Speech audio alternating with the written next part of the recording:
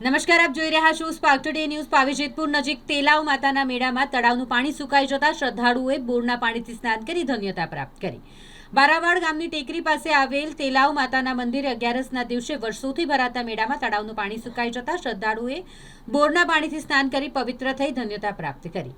ફાગણ સુદ 11નો દિવસ એટલે ઐતિહાસિક વારસો, પૌરાણિક સ્થાપત્ય, ઓરસંગ માતાનો ઐતિહાસિક પટ, ભરપૂર કુદરતી સંપત્તિ, ભરપૂર પ્રાકૃતિક સૌંદર્યનો નયનરમ્ય મનમોહક નજારો ધરાવતી ઐતિહાસિક પરંતુ ઇતિહાસમાં ના લખાયેલ, ન વર્ણવાયેલ છતાં આદિવાસી સંસ્કૃતિનો સુમેળ સાથે હોળીના તહેવાર પૂર્વે તેલાવ માતાના ખોળામાં પ્રકૃતિની ગોદમાં આદિવાસીઓના નવા ઉમંગ ઉત્સાહ સાથે ભરાતો તેલાવ માતાનો મેળો પાવીજેતપુરથી 8 કિલોમીટર જેટલા અંતરે આવેલ બારાવાડ ટેકરી નજીક તેલાવ માતાના મંદિરે 11ના દિવસે વર્ષોથી આ પરંપરાગત આદિવાસી મેળો યોજાય છે અને જેમાં મોટી સંખ્યામાં આદિવાસીઓ ઉપસ્થિત રહે છે, આ મેળાની મજા માણે છે।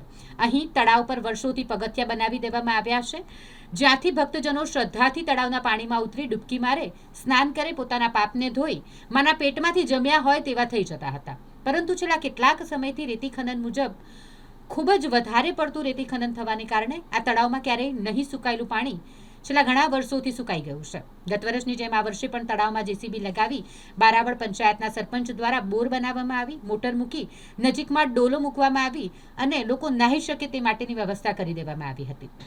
તેલાવ માતાની તળેટીમાંથી નીકળતું પાણી ખૂબ જ પવિત્ર મનાતું હોય, જેથી લોકો આ પાણીને પોતાની બોટલોમાં ભરી મોઢું ધોઈ કપડાં પલાળી ધન્યતા પ્રાપ્ત કરતા નજરે પડ્યા હતા।